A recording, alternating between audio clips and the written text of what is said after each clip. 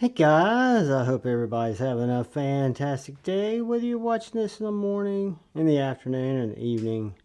I'm glad you're here. Today, I am going to take some time. It's actually going to be several videos, probably more than several, but I'm going to go through the remainder of my collection dive, focusing on my EDC fixed blades and my fixed blades. So this is going to kind of be all over the board. I'm starting in my bedroom where I've got a real long Blade HQ door size tool roll that I keep a lot of fixies in. And then I've got all my fixies here in my knife room. So I'm just going to start at the top, work my way down, probably get 10 or 11 knives in this video. And then I'll come back with video 2 of question mark. And when I figure out how many it's going to be, I'll have like 1 of 7, 2 of 7, 3 of 7, and I'll keep them in the playlist for my collection dives, so you guys can kind of look through it. But first off, I want to say thank you to the channel members. Thank you all, and thank you to anyone who comes in to check out my knife and EDC content. Guys and gals, I appreciate it so much. I'm glad you like the content. I hope you come back and watch it more. So the first knife that I'm going to talk about today is a knife that had kind of been on my fixed blade grail list for a while because I'd heard so many good things about it, and it is a very comfortable knife. It is the Boker Solid in Germany AK1 daily carry collaboration reverse Tanto from Solid in Germany. It is a knife that is in excess of $300. However, I found it at maybe at River's Edge Cutlery. I found it somewhere around Black Friday, and it was a very good deal. But it's RWL 34. It is a tall, flat grind. Not, I would call a hard use knife, but I would call it just a wonderful primary or enhanced carry to your manual folder, right? So this little knife comes in pretty small. So you'll see a theme in the knives that I like to carry for my EDC carries. I do prefer a smaller knife, and I do prefer to carry them as a backup, even though I have several that I carry as one and dones. So as you can tell, that's a good bit smaller than our bug out, and it's going to be a little bit larger, just by maybe 1/8 of an inch than our mini bug out. But when you look at the blade, you've got a little bit more blade area. So if we were going to get a quick dimension on this, and I won't take a lot of time on all these knives, guys, but this one without the lanyard is going to come in at 6 3/4. It's going to have a blade length of 3 inches. It's going to have a cutting edge of right under 3 inches. And it's going to have a choil that I work with right at 3.5 inches. So 3.5 inches from right here to right back here. So I've got a full 4-finger grip on it. You do have this reversible lanyard hole where you can take off the scale, flip the lanyard around if you want to put a small lanyard on it. But the Boker AK1 is a great knife. It comes with this leather sheath from Boker with an ulti-clip, so it makes for a great pocket dropper. It's one of my faves. It's one of the later knives I got in my fixed blade collection, but I really do like it, and it's the Boker AK1. Which brings us to another knife I came across, and this is another Boker AK1. This is one that is in a more economical package. This one is in N690. It is in G10 handles, not carbon fiber. It does have removable scales, but it does not have the ability to flip that lanyard hole around if you want to conceal it. But from an ergonomic standpoint, it has the exact same feel. It feels identical in terms of the grip. I've got smuts on it. I hate smuts on my knives. I apologize, guys. That's just my OCD kicking in. And I apologize for that. But no good to have a smutsy knife. That's why I like to use my KPL clean. Get it good and cleaned up. Wipe that off. But this little guy comes in around $169. Again, it's got a G10 handle as opposed to a carbon fiber. Comes with a Kydex sheath, a little less blade material in terms of N690. But guys, it is a laser beam. It is just as slicey as my much more expensive RWL34. It's got a very acute Tanto tip that's got nice bite, and it's very pokey stabby. So the Boker AK1 American Tanto is still made in Solid, Germany, but it is a more budget oriented version of the Boker AK1. I really like it. I can beat on it a little more because it's not as irreplaceable, but it's a great knife. Moving on, we come to my third and I think my final Boker. The first Boker that I picked up as a fixed blade. And this is a knife that really attracted my attention from a small EDC knife when I first started seeing it. This is the Boker Barlow BFF. And this knife, the name, drives Brother Pocket Metal crazy because it has the name Barlow in it. It's a little Burnley, I think a Lucas Burnley knife. Really nicely done. ABEL, small fixed blade, kind of a field knife, kind of a harder use, thicker bladed knife, but still very slicey if you need it to be, but also more robust if you need to cut through a lot of tape, or if you need to feather stick some wood, or if you need to, heaven forbid, use it as a Slurpee saver. It is a great little pocket dropper. It comes in probably just a little bit smaller than our bug out. And I'm sorry I didn't measure the other AK1, but it's going to be the same size as our original. And it is going to come in, the little Boker BFF, at 6 inches with a 2 3/4 inch blade with a 2.5 inch cutting area. And the handle I like to use is right at 3 1/4. And that takes you from this front choil to right here. I get a full 4 fingers on it. Feels great in my hand. I love the leather pocket dropper. I carry it in my back pocket. You can also carry it in your right pocket, or you can carry it as a neck knife if that's your jam. But this is the Boker Barlow BFF. So moving on, we come to a couple of knives that I picked up right around the same time frame. And they came with leather sheaths that are really, really nice. And then they also sold these little carry kits for them. The carry kits came with a Kydex sheath, leather straps, a branded Ulti clip, and a neck titanium chain. And this is the MKM Macro 2. So the Macro 2, I've got a Macro 2 and a Macro 1, and you can tell it's perfectly balanced on my finger. This is Jesper Voxnez design, produced by MKM. Has micarta handles, very thin profile, very, very slicey. This knife is cut through so much cardboard, probably due for, if nothing else, a honing, stropping, or even possibly a sharpening. But just a wonderful little knife. It carries, I'm going to show you 2 of these back to back. One of them I've got set up to carry scout carry. I carry it right on my appendix with these little leather straps.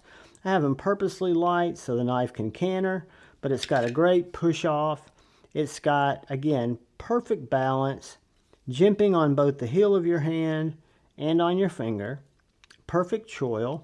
If you wanted this knife to be thinner or skeletonized, you could take off these micarta scales. It does have a lanyard hole, and it's just an absolute winner. So this is the MKM Macro 2. The 2 is the Sheepfoot. And it's going to come in just about the size of the Baby Banter. Maybe a tiny schmitz bigger, which means it's going to clock in at 6.5 inches with a 3-inch blade, right under 3-inch cutting area.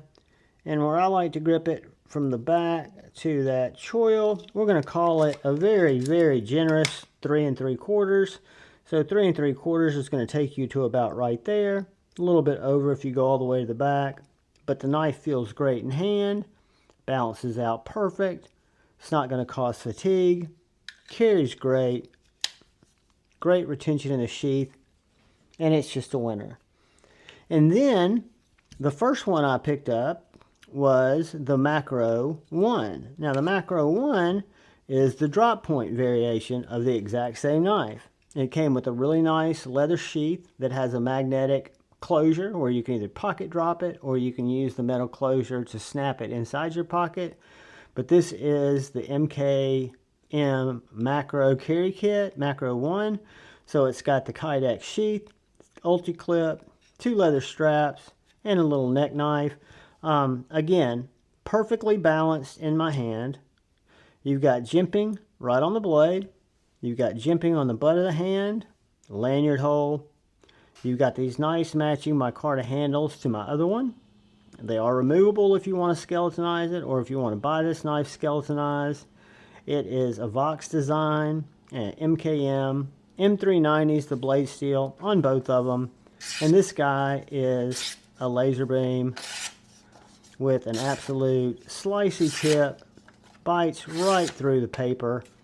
I love this knife even more than the Sheepfoot. It has got a fantastic choil, fantastic grip.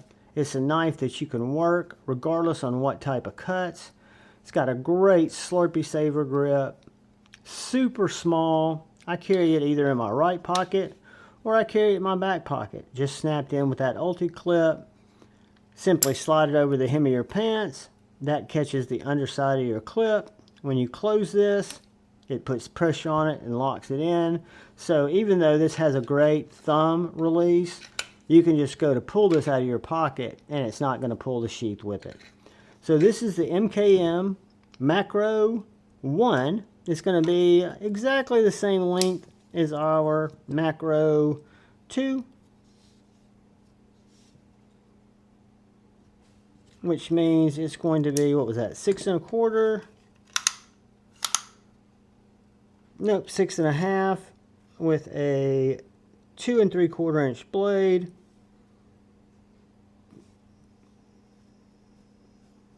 How can that be? A 3-inch blade, 3-inch cutting area, and that same handy 3 3/4 inch space between here and here. One thing this knife is lacking in is a dedicated sharpening choil. However, you could easily cut one in. I don't really mind the smile as I sharpen it. Great knife, sharpens up very well. M390, very portable, very carryable. One of my favorites. Then we come to one of my nicer knives, one of my earlier fixed blades when I wasn't really sure what size I was into. And this is a White River, the knife that I really wanted to try out because I'd heard great things about them. They are USA made. This has got a very nicely thin, contoured micarta handle that fits my hand perfectly. Now, I've learned that it's a little bit long for me, but if I was doing bird hunting or I was out in the field, it makes for a perfect knife. I did pick up, it came with a leather sheath, but I picked up this Kydex sheath that retains the knife perfectly. It's got an S35 VN blade with very little billboarding. You just got White River, USA, and S35 VN on that side. You've got a nice choke up area, although I like to hold it right here. It is an absolute scalpel laser beam. It's called the small game, so as you might imagine, it's set up to be sharp, to be slicey, to get through anything you need to get through in the field. But for me, it kind of reminds me of my driver defense splinter, not in the look or the heft, but in the focus on the handle. So you've got a full-size handle here with a little bit smaller blade.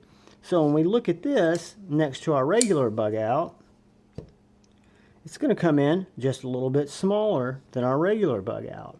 And most of that is due in part to the handle being more functional, more substantial. So we're going to come in at 7 1/4 inches Our blade's still going to be 3 inches, like a lot of our others. Our cutting edge, because it does start back here, is right a little bit over 2.5.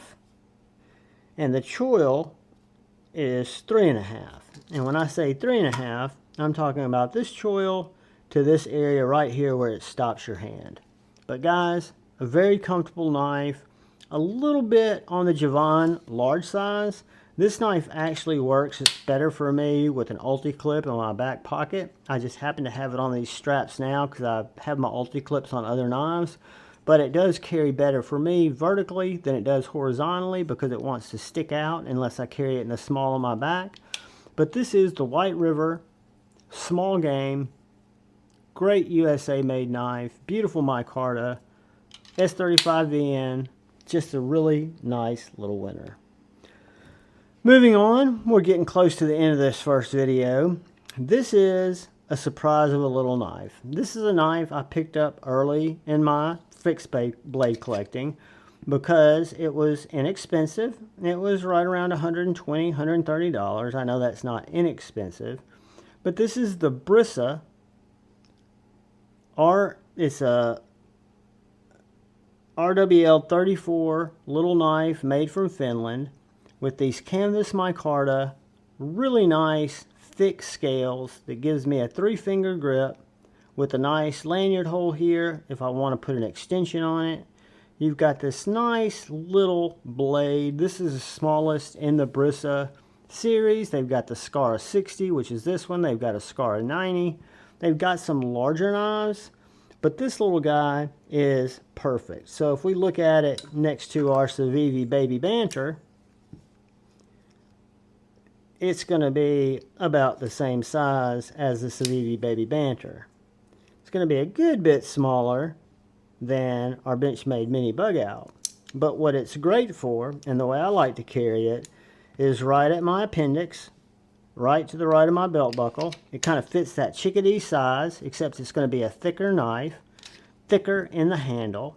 You've got a really nice choil, really nice 3.5 finger grip. If I put a lanyard on there, I would have a lot more.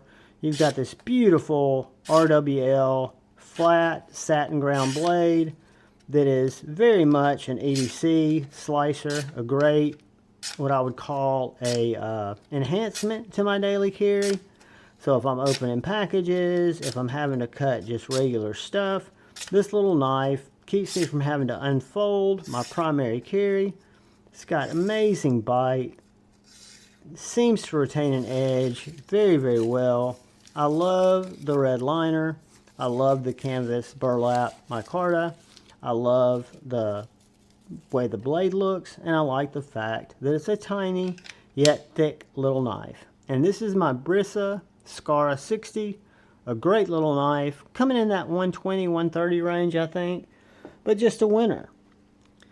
And then we have this guy that I picked up at Traditional Pocket Knives. It was an exclusive made by a local maker. This is made by Marcus Metalworks, Marcus Steelworks. This is the Crow. It is a handmade knife. The sheath is more of a retention sheath than a sheath that you can carry with. I've thought about sending this to Joe just because I love the form factor of this knife. I love the carbon fiber handle. I love the rustic look of the blade. He's a young knife maker, but he's done a really good job. You've got this laser beam of a knife in a very small, in a very small package.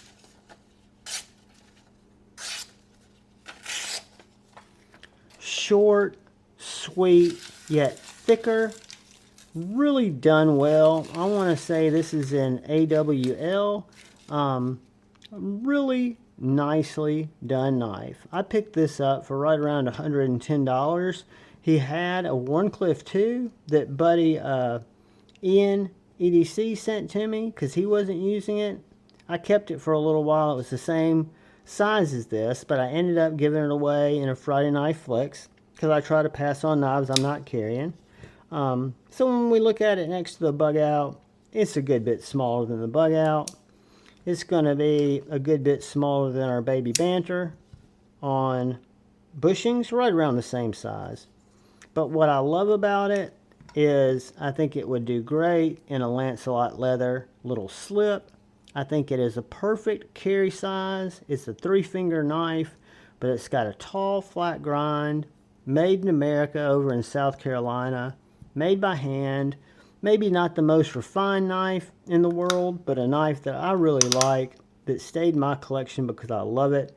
It's going to come in right under 6 inches. So 5 5/8. The blade on it is going to come in right under 3 inches, 2 3/4. And our cutting edge is going to be under 2 3/4, with our choil to the back of the handle coming in at about 2 3/4 to right here. 2 3/4. This is closer to 3. It does not have a lanyard loop, but that pinky does allow you to get the full grip. I love this knife. It needs a sheath. This is a great little concealment sheath. Pocket dropper, but I don't feel that comfortable with it, not poking through the end. But this is the Marcus Metalworks Crow. Great little knife. And then moving on, we've got just a couple more. We have got a knife I traded with Brother Shane because it was just too small for him. It came with the checkered G10 grips. I upgraded to these micarta grips. This was the most difficult scale swap I've ever done because these little bolts are a pain in the ass to get off when they're tight. But this little guy is in the Natrix finish. It's cut a ton of stuff. It's got these really nice micarta handles. Very nice jimping. It's got a Rex 45 blade. It's my only Rex 45 steel. I love the way it feels on the stone. I love the way it cuts. I love the way it holds an edge. This little Bradford Guardian 3 is an absolute winner. I'm even not opposed to the sheath that it came in. It came with this leather sheath that I can wear right on the back of my belt, or if I need to, I can flip it around, wear it on the front of my belt, but I typically wear it on the back. It's got a great, this is the Bradford 3, not the 3.5, but it fits my hand perfectly. So if we were going to look at this guy up next to our Benchmade mini bug out, it's going to be just a little bit shorter than the mini bug out. It's going to be a good, or bigger. It's going to be a good bit bigger than our regular bug out, but that's going to make it weigh in right at 6 3/4 inches with a 3.5 inch blade and a 3 inch cutting area. And where I like to grip it, if you go from the inside, you're at 3 1/4. If you go from the outside, you're right at 4 inches. So that is giving you 3 1/4 to the inside, where I can get a full 4-finger grip. Or if you've got a bigger hand, you can definitely use that choil and that stop to keep your hand from moving. It's got a great Slurpee Saver grip. It's got a great reverse grip. It's got a great regular grip. It is just a winner of a knife. I was glad to be able to have something that fit Shane's hand a little better, and I was glad to pick up this knife because it's not one that I would have gone out like a lot of knives that are in my collection and sought out until I actually experienced it. I really like it. It's the Bradford Guardian 3. And guys, we've got 2 more knives in video 1, and then we will break and we'll get ready for video 2. So these are a couple little knives that were a set, but they were sold separately. And these are from White Mountain Knives. And these are Midgard Messers Ratatösks. So they're limited releases. They're these little, small, yet chunky S30V, kind of flat, stone-washed, numbered series. There are only 100 of each of these made. This is number 43 out of 100. You've got these hex bits, and you can take off these G10 handles. You've got this really nice jimping, and you've got this knife that lengthwise is a little bit misleading because it's about the same length as our mini bug out. But when we take a closer look at it, for example, we look at our blade stock compared to some of our other knives, that's almost a 1/4 inch thick. That's 0.24. It comes down to a thicker .275 behind the edge. You've got this sculpted handle that starts out at right over 1/2 inch, but it bulbs out to right at 1.1 inches, which sounds that it would be a little awkward. And I'm not saying that it would be a long-term comfort cutter, but what you've got is you've got this knife that literally locks your hand in, whether I'm using it in a defensive posture, whether I'm using it to cut with, whether I'm using it to chop with. It's got a very sharp S30V blade, a thicker grind. You can hear it going through the paper, and it's got that deep belly. This one does. But it is quality material, very rustic jimping that I really like, and an absolute car door piercer, shredder. Heck, you could throw this knife at somebody, it's so heavy. It is really a heavy knife. The downside to it, which really isn't that much of a downside because I carry it on my belt. I've got more of a dress belt, but it's got this kind of rubber grip or sheath that totally retains the knife, but it doesn't give you a lot of flexibility in how you carry it. So if there is a downside, I would call that it. But this guy comes in at 6.5 inches.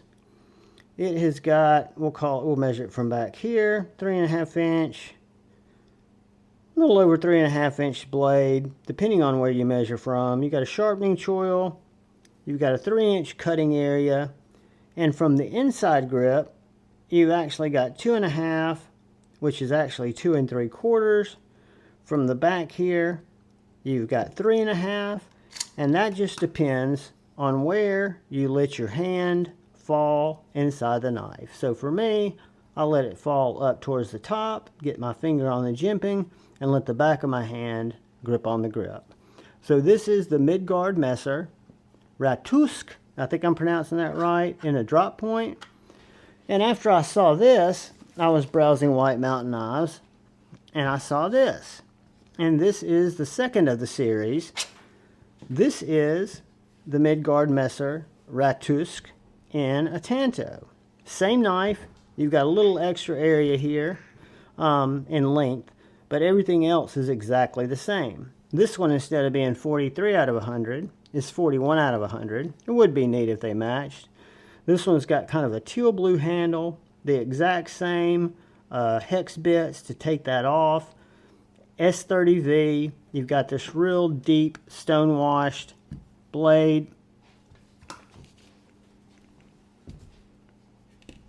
And you've got this compound ground Tanto. So I can hold it the exact same way.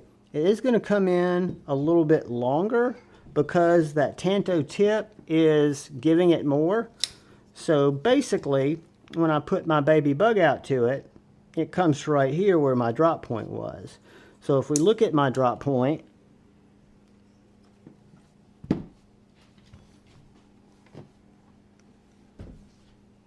the drop point comes in just a little bit shorter because you got this extra Tanto tip. But this guy is a chopper, it's a breacher. Look how thick that point is. You've got that same jimping. You've got that same 1/4 inch stock.